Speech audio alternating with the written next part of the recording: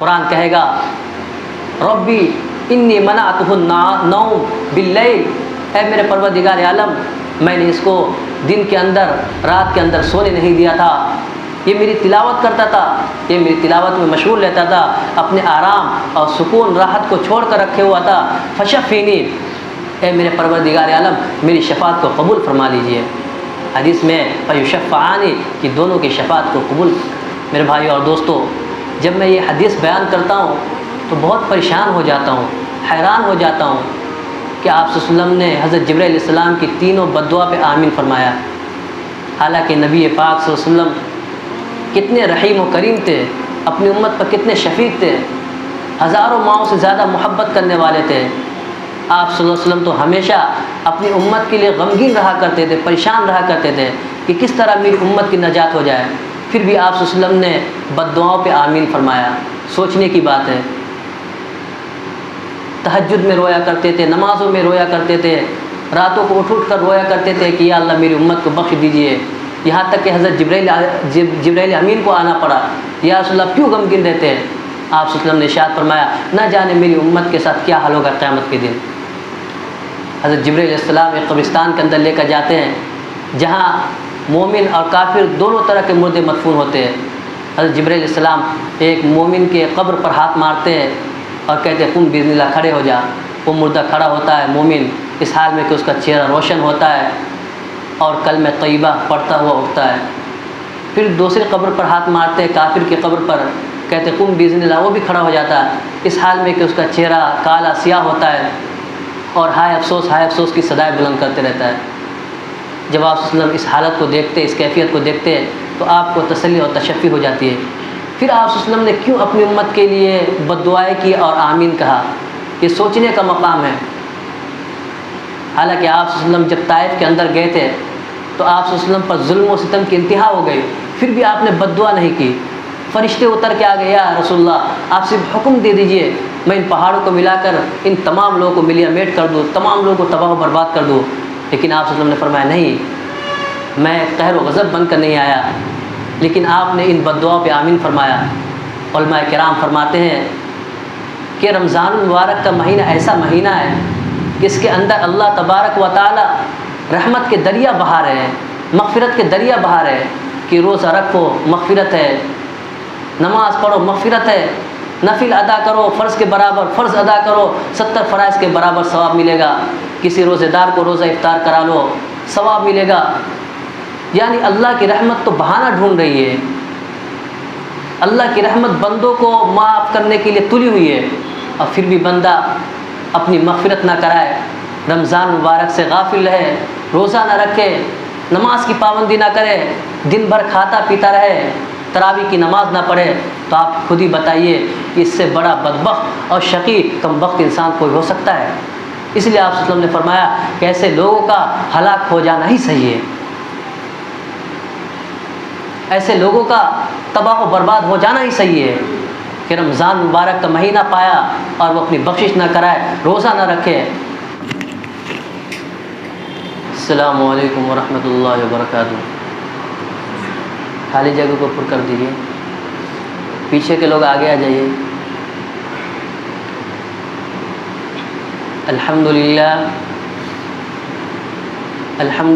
نحمده ونستعینه ونستغفره ونؤمن به ونتوکل علیہ ونعوذ باللہ من شرور انفسنا ومن سیئات اعمالنا، من يهده الله فلا مضل له ومن يضلله فلا هادي له، ونشهد أن لا إله إلا الله وحده لا شريك له ولا نظير له ولا وزير له ولا مشير له ولا معين له، وصل على سيد الرسل وخاتم الأنبياء، وقال الله تبارك وتعالى في الكلام المجيد والفرقان الحميد، أعوذ بالله من الشيطان الرجيم، بسم الله الرحمن الرحيم، يا أيها الذين آمنوا كتب عليكم الصيام كما كتب على الذين من قبلكم لعلكم تتقون، وقال النبي صلى الله عليه وسلم إن في الجنة بابا يقال له الريان يدخل منه الصائمون يوم القيامة، او کما قال علیہ الصلاۃ والسلام، مسلمانوں اٹھو اپنے رب کو راضی کر لو، مسلمانوں اٹھو اپنے رب کو راضی کر لو، عبادت سے، ریاضت سے، تلاوت سے، اطاعت سے۔ مسلمانوں مبارک ہو کہ پھر سے ماہ صیام آیا، خدا کی رحمت و بخشش کا دوبارہ پیام آیا۔ الہی ہم کو بھی تو رمضان کا قدرداں کر دے، تیرے دربار عالی سے بڑا اچھا انعام آیا۔ میرے بھائیوں اور دوستوں، نوجوان ساتھیوں، اللہ تبارک و تعالیٰ کا لاکھ لاکھ احسان و کرم ہوا کہ اس نے ہم سب کو دوبارہ یہ مبارک مہینہ عطا فرمایا اور ہمیں دوبارہ گناہوں کی مغفرت اور اللہ تعالیٰ سے تعلق جوڑنے کا موقع دیا۔ اللہ تبارک و تعالیٰ کا لاکھ لاکھ احسان ہے۔ میں نے آپ حضرات کے سامنے قرآن کریم کی آیت کریمہ تلاوت کی ہے اور حدیث کا ایک حصہ چھوٹا سا پڑھا ہے۔ دعا فرمائیے کہ اللہ تبارک و تعالیٰ مجھے قرآن و حدیث کی روشنی میں صحیح اور سچی بات کہنے کی توفیق عطا فرمائے اور ہم سب کو اس پر عمل کرنے کی توفیق عطا فرمائے۔ حضرت سلمان رضی اللہ عنہ فرماتے ہیں کہ نبی پاک صلی اللہ علیہ وسلم نے شعبان کے آخری تاریخ میں وعظ فرمایا اور فرمایا کہ تم پر ایک مہینہ آنے والا ہے جو بہت ہی بابرکت مہینہ ہے، بہت ہی مبارک مہینہ ہے۔ اس میں اللہ تبارک و تعالی، اس کے اندر ایک رات ہے جو 1000 مہینوں سے بڑھ کر ہے۔ اس کے روزے کو اللہ نے فرض فرمایا اور اس کے قیام یعنی تراویح کو ثواب کی چیز بنائی۔ جو کوئی اس مہینے کے اندر نفل کے ذریعے اللہ کا قرب حاصل کرے، ایسا ہے جیسے کہ اس نے غیر رمضان میں فرض ادا کیا، اور جو کوئی اس مہینے میں فرض ادا کرے اسے 70 فرائض کے برابر ثواب ملتا ہے۔ اور یہ مہینہ صبر کا ہے۔ جب آدمی روزہ رکھے اور اس کو کوئی تکلیف پہنچتی ہے اور اس پر صبر کرتا ہے تو صبر کا بدلہ جنت ہے۔ یہ مہینہ لوگوں کے ساتھ غمخواری کرنے کا ہے۔ اس مہینے میں مومن کے رزق کو بڑھا دیا جاتا ہے۔ آپ نے دیکھا ہوگا کہ رمضان مبارک کے مہینے میں افطار کے ٹائم اتنی افطاری ہوتی ہے، ہر دسترخوان پہ بہت زیادہ افطاری ہوتی ہے، جو غیر رمضان میں اتنی نہیں ہوتی، اتنا لوگ کھا بھی نہیں سکتے۔ تو فرمایا کہ اس مہینے کے اندر مومن کے رزق کو بڑھا دیا جاتا ہے۔ پھر فرمایا کہ جو کوئی کسی روزے دار کو روزہ افطار کرائے تو اس کے گناہوں کے معاف ہونے اور آگ سے خلاصی کا سبب ہوگا، اور اس روزے دار کے ثواب کے مانند اس کو ثواب ملے گا، اور اس روزے دار کے ثواب سے کچھ بھی کم نہیں کیا جائے گا۔ صحابہ کرام رضی اللہ عنہم نے دریافت فرمایا، یا رسول اللہ، ہم میں سے کوئی شخص اتنی استطاعت طاقت نہیں رکھتا کہ کسی روزے دار کو روزہ افطار کرائے۔ تو آپ صلی اللہ علیہ وسلم نے ارشاد فرمایا کہ پیٹ بھر کھلانے پر موقوف نہیں ہے، بلکہ اللہ جل شانہ یہ ثواب تو کسی کو ایک کھجور کے ذریعے افطار کرا دے، یا ایک گھونٹ پانی پلا دے، یا ایک گھونٹ لسی پلا دے، اس پر بھی مرحمت فرما دیتے ہیں۔ پھر فرمایا کہ اس کا اول حصہ رحمت ہے اور درمیانی حصہ مغفرت ہے اور آخری حصہ آگ سے آزادی ہے۔ پھر فرمایا کہ جو شخص کسی اپنے غلام خادم کے بوجھ کو ہلکا کر دے تو اللہ تبارک و تعالیٰ اس کے گناہوں کو معاف فرما دیتے ہیں اور اس کو آگ سے آزادی فرماتے ہیں۔ فرمایا کہ اس میں 4 چیزوں کی کثرت رکھا کرو۔ پہلی 2 چیزیں جن سے تم اللہ کی رضا حاصل کرو، اور دوسری 2 چیزیں یہ ہے کہ جن سے تمہیں چارہ کار نہیں۔ پہلی 2 چیزیں جن سے تم اللہ کی رضا حاصل کرو، کلمہ طیبہ اور استغفار کی کثرت، اور دوسری 2 چیزیں جہنم سے پناہ مانگا کرو اور جنت کی طلب کیا کرو۔ حضرت ابو ہریرہ رضی اللہ عنہ فرماتے ہیں کہ نبی پاک صلی اللہ علیہ وسلم نے ارشاد فرمایا کہ اللہ تبارک و تعالیٰ نے میری امت کو رمضان کے بارے میں 5 چیزیں مخصوص طور پہ دی گئی جو پہلی امتوں کو نہیں دی گئی۔ پہلا یہ ہے کہ روزے دار کے منہ کی بدبو اللہ کے نزدیک مشک سے بھی زیادہ پسندیدہ ہے۔ جب روزے دار روزہ رکھتا ہے اور صبح سے شام تک بھوکا پیاسا رہتا ہے، بھوک کی شدت کو برداشت کرتا ہے، پیاس کی شدت کو برداشت کرتا ہے، گرمی کی سختی کو برداشت کرتا ہے، پیٹ کی گرمی کو برداشت کرتا ہے، تو جو اس کے پیٹ سے بدبو نکلتی ہے تو یہ اللہ کے نزدیک مشک سے بھی زیادہ پسندیدہ ہے۔ پھر فرمایا کہ روزے دار کے لیے دریا کی مچھلیاں تک دعا کرتی ہے اور افطار کے وقت تک دعا کرتی رہتی ہے۔ پھر اس کے بعد فرمایا کہ اللہ تبارک و تعالیٰ روزے داروں کے لیے ہر روز جنت کو آراستہ فرماتے سجاتے ہیں اور فرماتے ہیں کہ قریب ہے کہ میرے نیک بندے اپنے اوپر سے دنیا کی مشقتوں کو پھینک کر تیری طرف آئے۔ پھر فرمایا کہ اس مہینے میں سرکش شیاطین اور جناتوں کو قید کر دیا جاتا ہے، یہ ان گناہوں کی طرف نہیں لے کر جا سکتے جس گناہوں کی طرف غیر رمضان میں لے کر جاتے ہیں۔ آپ نے دیکھا ہوگا کہ بہت سارے ایسے گناہ گار ہوتے ہیں جو شراب پیتے ہیں، جوا کھیلتے ہیں، ہر برائی کرتے ہیں، اللہ کی نافرمانی کرتے ہیں، لیکن جب رمضان المبارک کا مہینہ آتا ہے تو تمام گناہوں کو چھوڑ کر نماز کے پابند ہو جاتے ہیں، روزہ رکھتے ہیں، یہاں تک کہ تراویح جیسی نماز کو بھی پڑھتے 20 رکعت۔ تو یہ اللہ کا فضل ہے اور رمضان کی برکت ہے کہ اللہ ایسے لوگوں کو بھی عبادت کی توفیق دے دیتے ہیں۔ اور بہت سے ایسے لوگ بھی ہوتے ہیں جن کو توفیق نہیں ملتی، تو ان کی یہ حالت ہوتی ہے کہ وہ غیر رمضان میں اتنا اللہ کی نافرمانی کرتے، اتنی نافرمانی کرتے ہیں کہ شیطان کے ساتھ رہ کر وہ خود شیطان بن جاتے ہیں، اور جو ان کا نفس ہوتا ہے نا وہ شیطان سے بھی بڑھ جاتا ہے، اسی لیے وہ غیر رمضان کے اندر بھی اس کو وساوس میں ڈالتے رہتے ہیں۔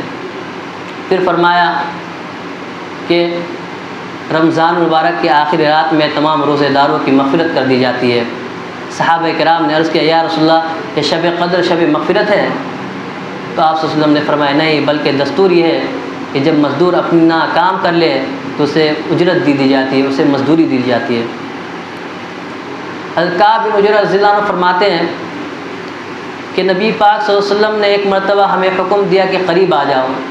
جب ہم لوگ قریب آ گئے تو آپ صلی اللہ علیہ وسلم جب ممبر کی پہلی سیڑھی پر قدم رکھے تو آپ نے فرمایا آمین۔ جب آپ دوسری سیڑھی پر قدم رکھے تو آپ نے فرمایا آمین۔ جب آپ نے تیسری سیڑھی پر قدم رکھا تو آپ نے فرمایا آمین۔ جب آپ صلی اللہ علیہ وسلم خطبے سے فارغ ہو کر نیچے آئے تو ہم نے عرض کیا یا رسول اللہ آج ہم نے آپ سے ایسی بات سنی جو اس سے پہلے کبھی نہیں سنی۔ تو آپ صلی اللہ علیہ وسلم نے ارشاد فرمایا کہ جبرائیل امین میرے پاس آئے ہوئے تھے، جب میں پہلی سیڑھی پر قدم رکھا تو فرمایا کہ ہلاک ہو جائے وہ شخص جو رمضان المبارک کا مہینہ پائے اور اپنی بخشش نہ کرائے۔ پھر جب میں دوسری سیڑھی پر قدم رکھا تو پھر فرمایا کہ ہلاک ہو جائے وہ شخص کہ جس کے سامنے آپ کا ذکر مبارک ہو اور آپ پر درود نہ بھیجے۔ میں نے کہا آمین۔ پھر جب میں نے تیسری سیڑھی پر قدم رکھا تو کہا کہ ہلاک ہو جائے وہ شخص جس کے والدین بڑھاپے میں ہو یا ان میں سے کسی ایک ہو اور اس کی خدمت کر کے جنت نہ حاصل کر لے، تو میں نے کہا آمین۔ اس حدیث کے اندر حضرت جبرائیل علیہ السلام نے 3 بد دعائیں دی ہے اور تینوں پر آپ صلی اللہ علیہ وسلم نے آمین فرمائی ہے۔ اول تو حضرت جبرائیل علیہ السلام جیسے مقرب فرشتے کی بد دعائی کیا کم تھی، پھر آپ صلی اللہ علیہ وسلم نے جو آمین کی مہر لگائی ہے اس بد دعا کو کتنی سخت بنا دی ہوگی ظاہر ہے۔ اللہ ہی اپنے فضل سے ہم تمام لوگوں کو ان 3 چیزوں سے بچنے کی توفیق عطا فرمائے۔ اول وہ شخص کہ جس پر رمضان المبارک کا مہینہ گزر جائے اور وہ اپنی بخشش نہ کرائے، یعنی رمضان المبارک کا مہینہ خیر و برکت والا مہینہ جو ہے وہی معاصی اور غفلت میں گزار دے کہ رمضان المبارک کے اندر اللہ کی رحمت اور بخشش بارش کی طرح بہتی ہے، دریا کی طرح بہائے جاتے ہیں، پھر بھی بندہ اگر اس کے اندر اپنی بخشش نہ کرائے، اپنی مغفرت نہ کرائے، اللہ سے تعلق نہ جوڑے، تو اس سے بڑا بدبخت اور شقی انسان کوئی نہیں ہو سکتا۔ دوسرا فرمایا کہ وہ شخص کہ جس کے سامنے نبی پاک صلی اللہ علیہ وسلم کا نام لیا جائے اور وہ درود نہ بھیجے۔ حدیث میں ایسے لوگوں کی بھی سخت وعید آئی ہے، ایسے لوگوں کو احادیث میں فرمایا گیا ہے کہ بخیل ہے، شقی ہے، جہنم میں داخل ہونے والا ہے، جنت کا راستہ بھولنے والا ہے اور بددین تک کہا گیا ہے۔ تیسرا وہ شخص کہ جس کے والدین بڑھاپے میں ہو یا ان میں سے کسی ایک کو پائے اور اس کی اس طرح خدمت نہ کرے کہ جنت کو حاصل کر لے۔ احادیث میں والدین کے حقوق کی بھی بہت زیادہ تاکید آئی ہے۔ علماء نے فرمایا ہے کہ والدین کا نام لے کر نہ پکارے، ان کی بے ادبی نہ کرے، ان کے سامنے تکبر سے پیش نہ آئے، ان کے سامنے ان کی آواز پر اپنی آواز کو بلند نہ کرے۔ روایتوں میں آتا ہے کہ نبی پاک صلی اللہ علیہ وسلم نے ارشاد فرمایا کہ جنت کے دروازوں میں سے بہترین دروازہ تیرا باپ ہے، یا تو اس کی حفاظت کر یا اس کو ضائع کر دے۔ ایک صحابی نے عرض کیا یا رسول اللہ والدین کا کیا حقوق ہے؟ تو نبی پاک صلی اللہ علیہ وسلم نے ارشاد فرمایا کہ وہی تیری جنت ہے یا جہنم، یعنی ان کی رضا تیرے لیے جنت ہے اور ان کی ناراضگی تیرے لیے جہنم ہے۔ ایک صحابی نے آ کر عرض کیا یا رسول اللہ میں جہاد میں جانا چاہتا ہوں، میں جہاد میں جانا چاہتا ہوں۔ تو نبی پاک صلی اللہ علیہ وسلم نے ارشاد فرمایا کیا تیری ماں زندہ ہے؟ تو انہوں نے کہا جی ہاں۔ تو آپ صلی اللہ علیہ وسلم نے ارشاد فرمایا جا اپنی ماں کی خدمت کر، کیونکہ تیرے ماں کے قدموں کے نیچے جنت ہے۔ حضور نے فرمایا اللہ کی رضا باپ کی رضا میں ہے اور اللہ کی ناراضگی باپ کی ناراضگی میں ہے۔ حضرت عبادہ رضی اللہ عنہ فرماتے ہیں کہ نبی پاک صلی اللہ علیہ وسلم نے ارشاد فرمایا کہ اے لوگوں تم پر بہت بڑا مہینہ آ رہا ہے، اس مہینے میں اللہ تبارک و تعالیٰ تمہاری طرف متوجہ ہوتے ہیں اور اپنی رحمت خاصہ نازل فرماتے ہیں، تمہاری دعاؤں کو قبول فرماتے ہیں اور تمہاری خطاؤں کو معاف فرماتے ہیں اور تمہارے تنافس کو دیکھتے ہیں، اس لیے اللہ کو اپنی نیکیاں دکھاؤ۔ بڑا ہی بد نصیب ہے وہ شخص، بڑا ہی محروم ہے وہ شخص جو اس مہینے کی خیر و برکت سے بھی محروم رہے۔ نبی پاک صلی اللہ علیہ وسلم نے ارشاد فرمایا کہ اللہ تبارک و تعالیٰ اس مہینے کے اندر اللہ تبارک و تعالیٰ تین لوگوں کی دعاؤں کو کبھی رد نہیں فرماتے۔ ایک تو وہ شخص جو افطار کے وقت دعا کرتا ہے، اس کی بھی دعا کبھی بھی رد نہیں ہوتی، ہمیشہ قبول ہوتی ہے۔ میں نے دیکھا کتنے لوگ ہیں جو افطاری کے وقت ادھر ادھر کی باتیں کرتے، موبائل چلاتے، دنیا داری کی باتیں کرتے ہیں۔ اسے چاہیے کہ 2 4 10 منٹ 5 منٹ اللہ کے سامنے روئے گڑ گڑائے، دعا کرے۔ اللہ تبارک و تعالیٰ کے روزے داروں کی بہت بڑی اہمیت ہے۔ اللہ تبارک و تعالیٰ نے روزے داروں کے لیے ایک خاص دروازہ بنایا ہے، ریان نامی اسپیشل گیٹ بنایا ہے۔ حدیث میں فی الجنت باب یدعى الریان یدعى له الصائمون یوم القیامہ فمن کان فی الصائمین دخل ومن دخله لم یظمأ ابدا، کہ جو شخص روزے دار ہوگا وہ ریان نامی دروازے سے داخل ہوگا، اور جو ریان نامی دروازے سے داخل ہو گیا پھر کبھی اسے پیاس کا احساس نہیں ہوگا، کبھی بھی پیاس کا احساس نہیں ہوگا۔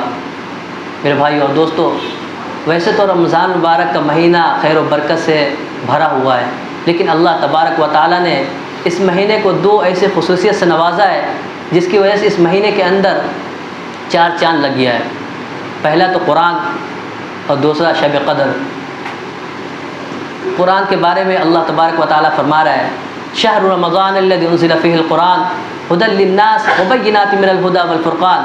اے مسلمانوں، جانتے ہو کہ رمضان کتنا مقدس مہینہ ہے، رمضان کتنا بابرکت مہینہ ہے۔ رمضان وہ مہینہ ہے کہ جس کے اندر قرآن جیسا مقدس کلام نازل ہوا، قرآن جیسا بے مثال کلام اللہ کا نازل ہوا، جو لوگوں کے لیے ذریعہ ہدایت ہے، سرچشمہ حیات ہے۔ یوں سمجھ لیجئے کہ رمضان اور قرآن ایک دوسرے کے لیے لازم ملزوم ہے۔ رمضان کا قرآن سے اور قرآن کا رمضان سے گہرا تعلق ہے۔ نبی پاک صلی اللہ علیہ وسلم رمضان مبارک کے اندر حضرت جبرائیل امین سے دور کیا کرتے تھے۔ حضرت جبرائیل امین بھی سنایا کرتے تھے اور آپ صلی اللہ علیہ وسلم بھی حضرت جبرائیل امین کو سنایا کرتے تھے، دونوں ایک دوسرے کو سنایا کرتے تھے۔ جب بندہ مومن روزہ رکھتا ہے اور تراویح کی نماز پڑھتا ہے، قرآن کی تلاوت کرتا ہے، تو اللہ تبارک و تعالیٰ کو یہ ادا بہت پسند آتی ہے۔ روایتوں میں آتا ہے کہ جب قیامت کا دن ہوگا، نفسی نفسی کا عالم ہوگا، کوئی کسی کا پرسان حال نہ ہوگا، تو اس دن روزے داروں کے لیے روزے اور قرآن کا سہارا ہوگا۔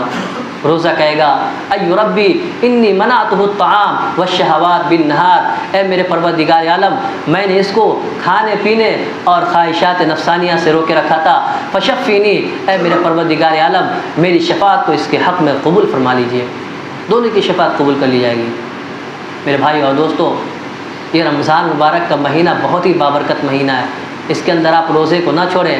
اگر آپ ایک روزے کو بھی چھوڑ دیں گے جان بوجھ کر، تو حدیث میں ہے کہ اگر آپ نے ساری زندگی اس کا کفارہ ادا کرو گے تو اس کی برکت کو نہیں پہنچ سکتے۔ اگر آپ نے آج سختی کو برداشت کر لیا، بھوک کی شدت کو برداشت کر لیا، پیاس کی سختی کو برداشت کر لیا، تو کل قیامت کے دن جب کہ سورج پہلے آسمان پر ہوگا، اللہ تبارک و تعالیٰ آپ کو دھوپ کی شدت سے بچائے گا اور پیاس کی شدت سے بچائے گا۔ اللہ تبارک و تعالی ہم سب کو عمل کرنے کی توفیق عطا فرمائے۔ وآخر دعوانا الحمدللہ رب العالمین۔ وقت ہو گیا، سنتیں پڑھ لیجیے۔